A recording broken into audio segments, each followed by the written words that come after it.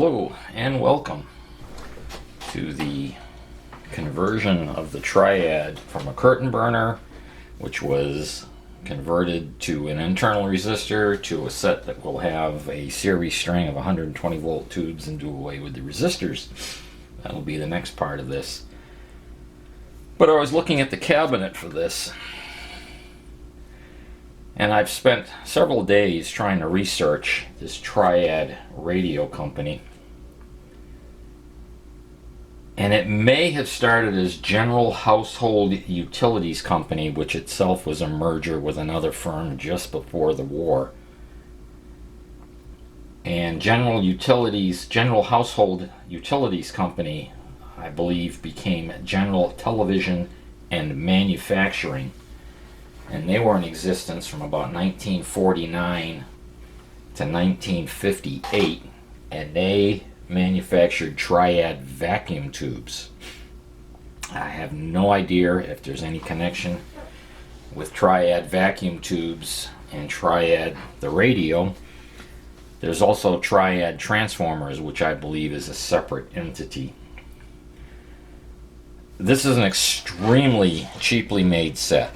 And I kept looking at it, and I said, if this Triad badge cleans up nicely, I will go to the efforts to try to make the cabinet look good, because I think this is a very rare set. I've only been able to ever find one other Triad radio, and it's this one. And you can see the difference in the grill. And it has 3 knobs, one of which I believe is a tone control. This set only has these 4 slots. It's a very cheaply made cabinet, and putting more veneer on here is going to be a challenge. At first I thought I'd just lay veneer over the top of this from top to bottom and then mask it off and paint this black so it looked like the edge, but I think I'm going to get brave and strip the old veneer off. The problem being, this isn't a true plywood. And if you look down in here, you can see there's like a 1/4 inch thick piece of solid wood that this was made out of, with just a tiny veneer on the top and the bottom. Now a true plywood would be multiple layers. But since this front piece has come loose and the wood's dried out, these sections of wood here that form the bars are just all cracked, and I'm amazed that the pieces haven't fallen out. They've adhered to the grill cloth and the veneer in the back, so that's kept the pieces there. But it's going to be a challenge to put veneer, to take this off without this falling apart and put a fresh veneer over the top, but I think I'm going to make the effort. I'm also going to have to be extremely careful because of how thin this is and the fact that this is a single piece of wood. You can see here in the back how it was just saw cut to form the bend around the corner, and the only thing holding that corner together in reality is the outside veneer. And as you can see on the corner here, it's falling apart underneath the veneer. There's not much holding the corner together, and it's going to be the same story on this side. You can feel it underneath that it's not solid. So I think I'm going to take wood glue on the inside and an acid brush, and I'm going to work wood glue into all of that just to stabilize it, to get that as solid as I can. Then I'll pull the veneer off and make an attempt. I'll make a block to fit inside of here. I'll take this out. I'll make a block to fit inside of here and offer some support as I press the veneer onto the front. And once the veneer's on there, I'll put plenty of glue on. Once this is out of the way, I'll glue all the cracks together. The grill cloth is going to get replaced anyway. Although, it's pretty stained down here. I'll find something similar to this and replace it. But once that's glued together and the new veneer is glued on the top, I think that'll firm it up enough to hold it together. I'll cut a fresh piece of Lexan or something to go in here, some kind of acrylic, because this is all, well, It might clean up, but it's not. Yeah, I'm not going to keep that. The top up here is fairly easy to fix. I've done this many times. I'll put a couple of blocks on the sides. I'll put a steel bar across the top. I'll soak it a little bit with water. I'll moisten it and put a clamp, and I'll pull it up just a little bit past straight and let it sit for a couple of days, and that usually, when the clamp comes off, it springs back to level. I've succeeded in that several times with different radios over the years, flattening out the top. Then I'll probably glue a block or a strip of furring in here just so that it doesn't warp again. I'm amazed. You can see how they made the joints here in the corners. It's like tongue and groove. Those glue joints are solid. I don't know if somebody has glued this back together before or not, but it appears almost to be original glue. For whatever they use to glue the corners together, it's holding up. And I'm having trouble dating the thing. General Television and manufacturing was from 49 to 58. This style of tube tended to come in just before the war in the early 40s, the octal based tubes, because the military, you know, up to that point in the 30s, they typically used this type of base on the tubes. And that's what you see in most of the curtain burners. I've been going through the writer's perpetual manuals. They're online, and I spent probably 5 hours going through them trying to find something that matched this. I was looking under General Television, General Household, I was looking under Triad. I can't find any reference to this thing anywhere. Like I say, the only other one I've ever seen is this picture on eBay where there was one for sale. And it was from some, like a Goodwill place. So having a curtain burner cord with octal tubes, and especially with a string of 6-volt tubes, is very unusual. There is presently 4 6-volt tubes in there. There was a 25 volt and a 25 volt, and then a curtain burner cord.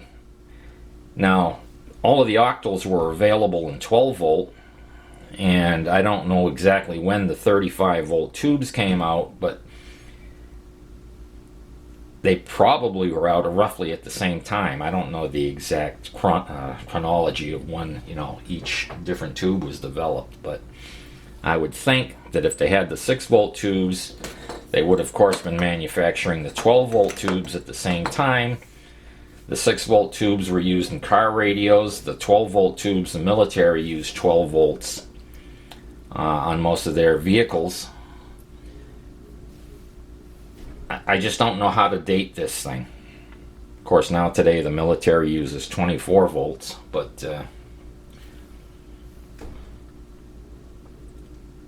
I did find a couple of sets that were familiar to it. This tuned up on 446 kilohertz. I had a lot of not oscillations. Yeah, I guess you'd call them oscillations. I couldn't get the radio to settle down. It would squeal between stations until I went up a kilohertz on the IF. And when I went to 446, all of that went away. And I found a lot of sets similar to this that are running 446 kilohertz in riders. So, oh, an electrodynamic speaker. That's unusual in a series string set with a curtain burner as well. Very inexpensively made chassis, as was the cabinet very inexpensively made. So again, I'm leaning towards, this may have been a set that, it may be older than 49, it may be something that was built to be a victory set, like they had victory records, you know, to garner support for the war effort and to bring up morale for the population. I don't know. That's total speculation. I really don't know where to go with this. I cannot find any reference anywhere, and I've been to 30 sites. And another thought that occurs to me, is a lot of companies were having financial issues after the war. And from the dates that this company merged and became General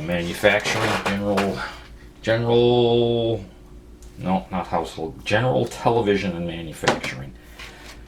They may have been struggling, and were simply trying to use up leftover parts to stay afloat. Maybe they thought they could save themselves by using up stocks of old tubes and turning out an inexpensive radio. The radio doesn't sound bad. It's not a bad playing set. It's just an odd combination of bits and pieces with a very, very inexpensively made cabinet. And I just cannot find any reference to Triad radio. Again, I can find Triad tubes and Triad Transformers, but I can't find anything referencing Triad radio. So if anybody out there has a clue, let us know. Again, I'm just surprised to see a curtain burner that didn't use this style tube, or the 1-volt tubes like on the farm radios where you could run them on battery or 110 volt DC. Okay, I'm going to move on with converting this over to the 120 volt string. Okay, we're getting ready for our conversion. What we presently have is a string of 6 volt tubes, a 25L6 and a 25Z6. We're going to be changing this over to 12 volt versions of these, a 35L6, and we're going to replace the 25Z6, yeah, easy for me to say, with a 35Z5, which is only a half-wave rectifier. We'll be eliminating the 120 ohm 50 watt and this 30 ohm resistor here. There's our 120 ohm 50 watt. There's the 30 ohm resistor up here, goes to ground. We'll be going directly to ground. We'll be moving the pilot light from here up to the tap on the 35Z5 with a 47 ohm resistor in parallel with it, and then we'll see if we still have our 120 volts DC coming off the cathode. If that's low, I will add a diode and a resistor across the cathode and anode just to bring the voltage up a little bit until we come back to our 120 volts. There's going to be more voltage drop across this tube because it only has a single anode, where this one has the 2 anodes and the 2 cathodes in parallel, 15 ohms and 15 ohms, 7.5 ohms. This tube is a straight 15 ohms, so there's going to be a little bit of a voltage drop there. And the reason that's of any concern is after we have this string up and going and working, I'm going to add one of the NTCs probably in this same position or somewhere in the string so that it soaks up the surge on startup and we don't damage the tubes. So I'm going to get on with that. The pilot lamp presently goes here, down here. That'll be being moved up to here across the tube. I'll replace the 6 volt tubes with 12s and my 2 35 volt tubes there. I won't bore you with all the soldering and unsoldering. I'll bring you back in just as soon as we have everything done, and we'll run some tests. And a pro tip: I take my solder braid, comes out this width, I squeeze it back a little bit so that it opens up the mesh, and I put a little bit of flux on it, and it'll soak up about twice the solder. That way the solder will, that surface tension of the solder will bridge all the little gaps when it opens up like that, and you'll pick up a lot more solder. It will conserve your solder braid. I've sucked the solder off of 2 solder joints in this old radio that had several wires running to them, a lot of solder. I only used up a little tiny section of the solder braid. Normally they would use 3 or 4 inches. Okay, this is the old tube string.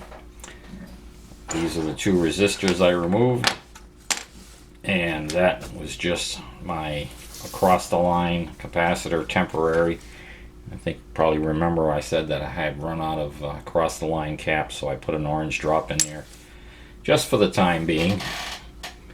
And we've replaced it because my across the line caps came back.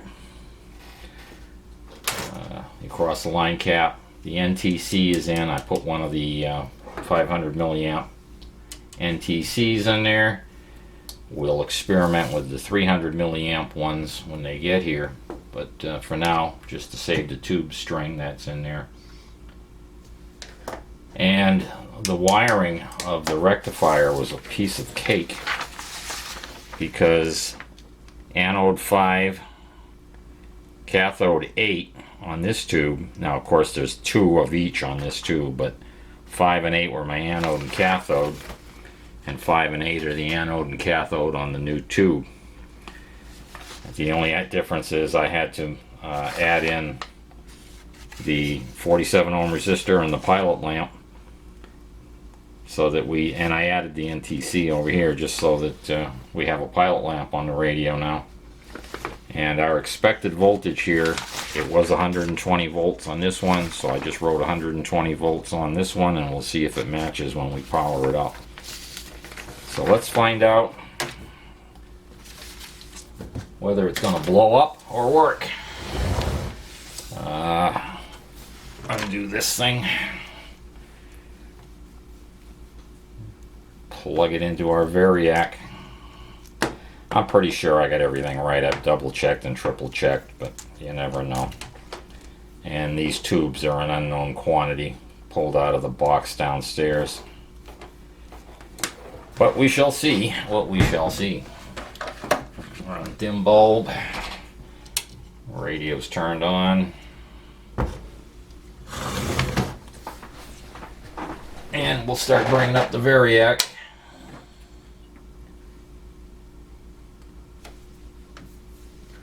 I'm not seeing about 50 milliamperes, just under 100. And there's about 40 volts. The pilot light's glowing just a little bit, so that must be wired incorrectly.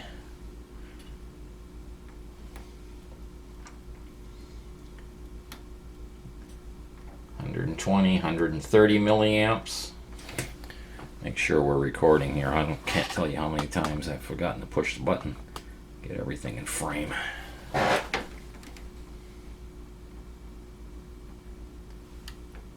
90 volts up there, 87 down here, 91. I think we're fine. I think I'm going to get rid of the dim bulb. So we got 102. Oh, and we have activity. Injury situations, and now you're without. And I want to listen to a cut of Levine following last Get up to 120. Winning without DeMar. You're not going to replace what he does, especially at the level of play that he's playing at right now. But guys will step up, and we can compete for each other, and still be a really good team. Blue, Bentley in the road black uniforms, blue letters and numbers outlined in white. Looks like we have success. That string's going to work just beautifully. No resistors needed, no extra heat. Let's see what our voltages look like. We're on 150 DC volts plus. All right. Turn the volume down here for the. Put this on DC. Let's see what we've got.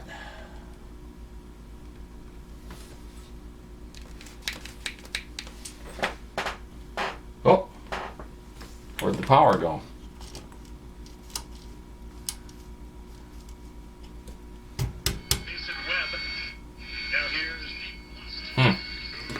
I got something loose.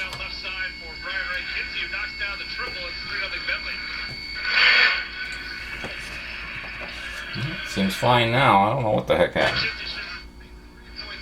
Oh, when I turned it down, I turned it a little too far. It didn't click, but if I put pressure on it, the light goes out. So, okay. That was me. It's 110.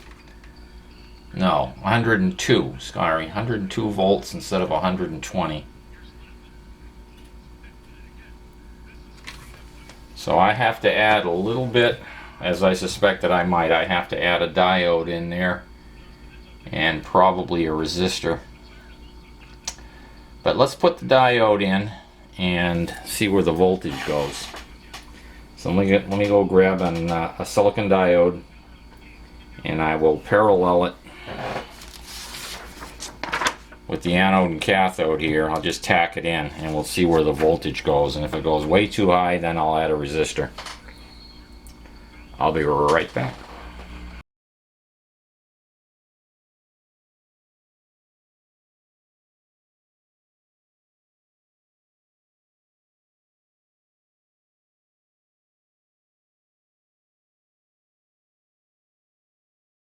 Okay, I've got one leg of the diode soldered in. Can you see the meter? I guess well enough. And I'm just going to turn the set on. Oh, hardly any flare at all from the dial light.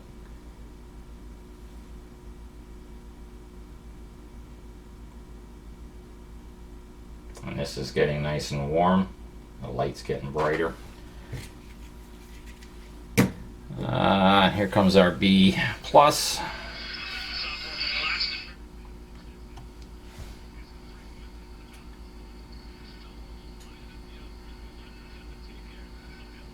Wow. It's dropped to 108 volts. Oh. Maybe I didn't. Oh, what was that? Hey, hey. Behave.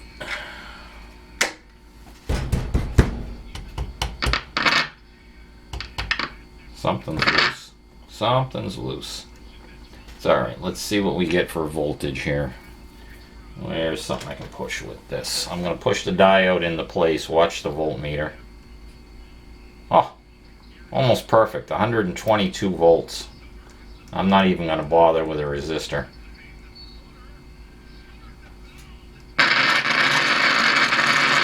Alright, what do we got going on?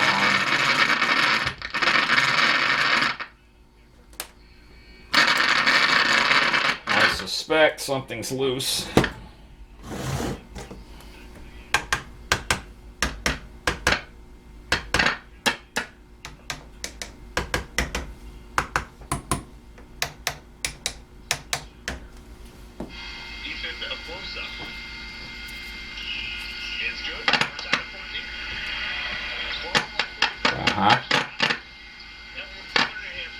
That tube has a loose base on it. I'm suspicious of that. Let's take a look at the pins first underneath them.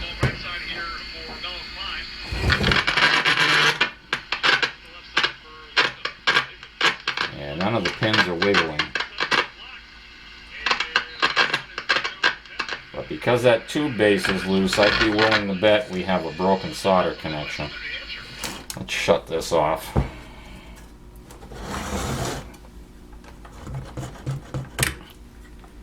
See how loose that old thing is?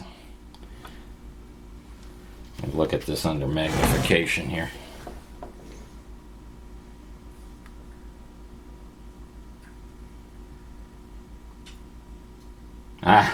Sure enough, we've got a solder connection that's come loose on the tube. Not uncommon. The solder tends to give up after a period of time. These tubes have been around for how many years? I don't know if the camera can show you this or not, but pin number 2 is got a broken solder connection. See if the camera will focus. There we go. Pin number 2 will be the one that's at the top.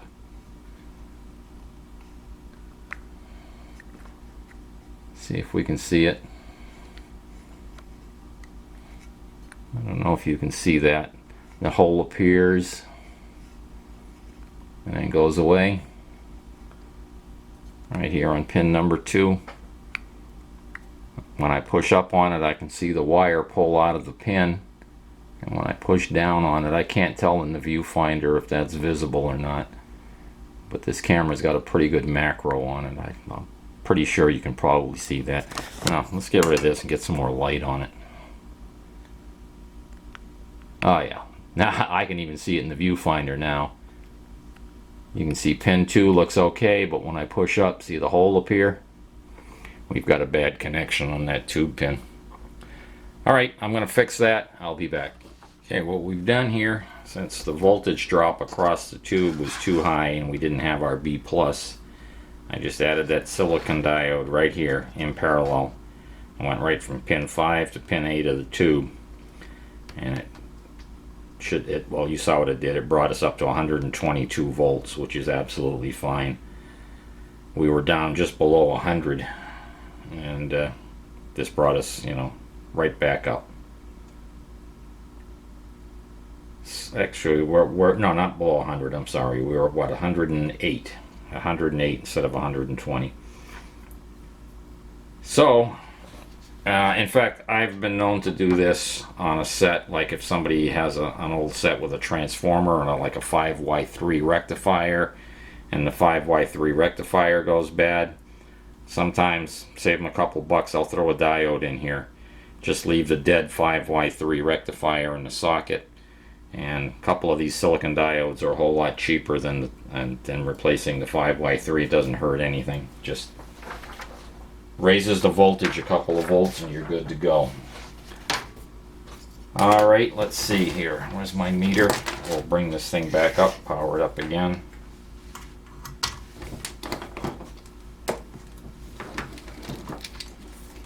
I gotta plug it in. And let's watch for bloom. Is the dial light? Yeah, let's watch for bloom. See what happens. Not bad. It blooms a little bit, but that's not intensely bright. That little NTC seems to be doing its job. Ties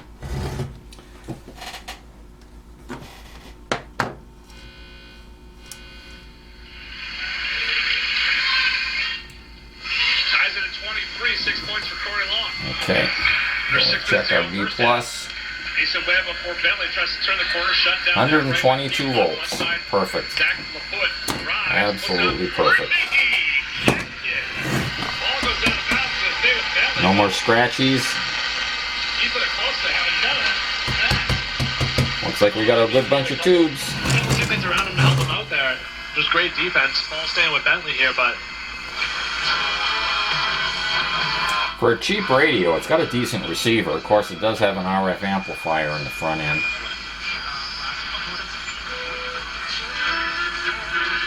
Does this one have facilities for it? Yeah, external antenna? No, it doesn't. There's no additional connection there. Doesn't really need it. A little noisy in here, is it? Oh well. Uh-oh. Uh-oh. That's not a good sign.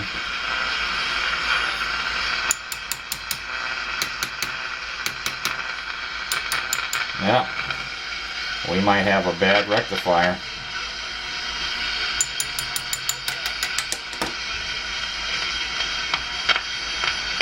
Or do we have a bad tube socket?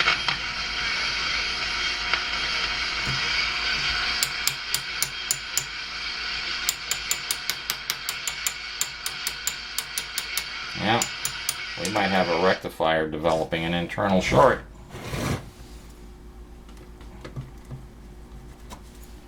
Not uncommon for these 35Z5s. Let me go see if I've got another one of those. I've got several of them. I grabbed 3 because heater to cathode shorts are not uncommon in these. I've even got a brand new old stock in the box 35Z5 that's branded realistic. I forget who makes or who made their tubes. Okay, this 35Z5 would need work. Take this off here. Can you see it? So that one we won't even mess with right now. We'll set that aside with the other one. I did check the pins on the one that was flaky. This one's covered in sawdust. This one was probably from my father's house. And the pins look all good on the bottom. Let's see what this one does.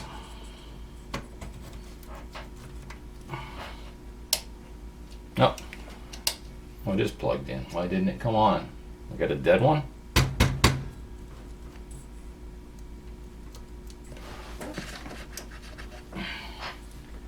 Yeah, maybe that one's just dead. Alright.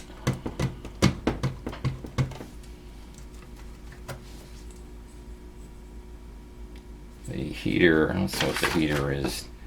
2 and 7. Put that on ohms. There's pin 2. Let's see ohms. Come on. 7. Yep, open heater. Son of a gun. Another one bites the dust. That's too bad.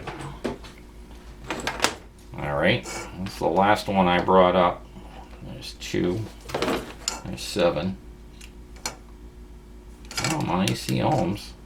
Can't have 2 in a row. 1, 2, 3, 4, 5, 6, 7. What the devil is going on here?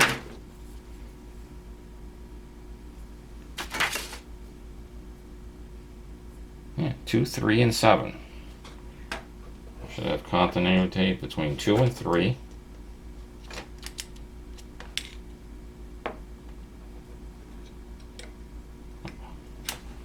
Can't have 2 in a row, they're dead. 1, 2, 3. Okay, that's the one that's got the leak in it. And 7. Alright, that's the one with the short. This is the one with the bad solder on the pins. Let's just sanity check here. 1, 2, 3, and 7. Yep. The heater's open on 2 in a row.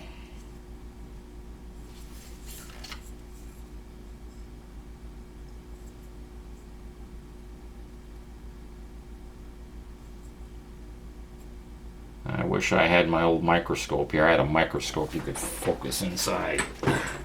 Alright. The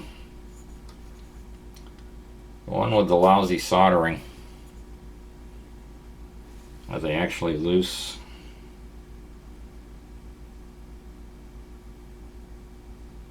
I'm going to resolder these pins and we'll try this one. At least it's got continuity through the heater. Alright, we've touched it up. Let's just verify we still have continuity and I haven't screwed something up here. There's 2. There's 7. Alright, so this one's got continuity through the heater. Ow, still warm. Let's see what happens now. Yep, that came on.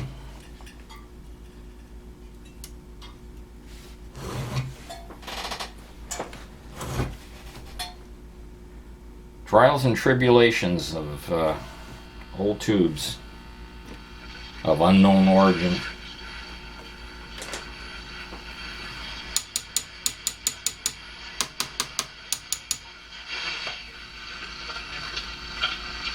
Certainly, like, being a dynamic, the Southern New Hampshire, this is like the third time in a row I've seen them just put the hammer down and bludgeon a team in the second quarter of the game and cruise to a victory. They've got a pretty good rotation that's starting to piece together for Coach Pecos now, and I think we knew that with the return of Timberlake back to the program. Yeah, one of them's a little bit microphonic, but I can live with that. Point guard Carly Ziliak tonight, and Russell stepped out, ran the point, and very effectively. was a Bentley team that came in. I don't know if you can hear that ting ting. One of those two tubes. Not an issue. But both teams having a hard time shooting the ball. Yeah, and I think that's pretty much the nature of it.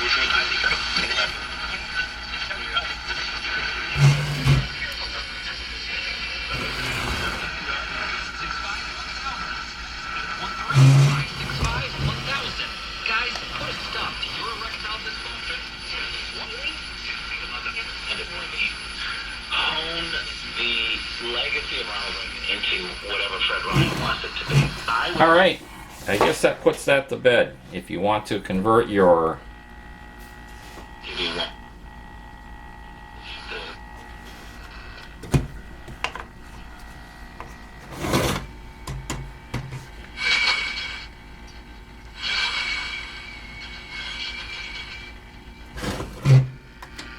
oh, it's picking up something. It's not the radio. Okay. If you want to convert your curtain burner to use higher voltage tubes, piece of cake. And again, I don't really know why this had a curtain burner with octal tubes and 6-volt tubes. The only thing I can figure is they were trying to pull themselves up. They were going down, and they figured if they used up their inventory and built some inexpensive sets, maybe it would save them. But it didn't. They were out of business by, what was it, 58? I forget what my notes are. Here it is. Yeah, by 58 they were out of business. The Triad Television Manufacturing Company. I don't know. Not Triad, excuse me. Yeah. The General Television and Manufacturing. I wrote Triad by mistake when I was taking notes. The General Television and Manufacturing Company went out of business in 58, so they were incorporated in 49 and out by 58. They didn't have a very long run, but I suspect in 49, when they joined with General Household Utilities Company, they were already in trouble. Again, I'm speculating here. I really don't know.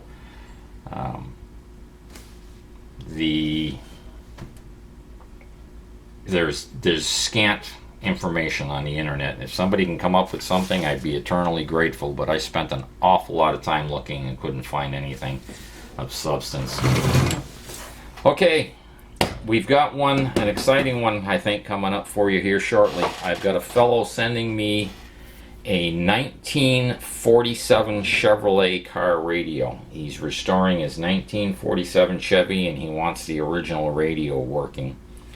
We'll do that down on the main bench in the basement instead of up here at the 10-bucket bench, because I have my big power supply down there that I can run 6 volts at many amps with a pretty clean DC output to run that radio. They run on 6 volts, of course, in 1947. That's it for this one. I may or may not film the cabinet repair as I go. Again, I'm no David Tipton. I don't have his woodworking equipment nor his skills, but I think I can resurrect this well enough to improve its appearance. That's it for now. Take care. See ya.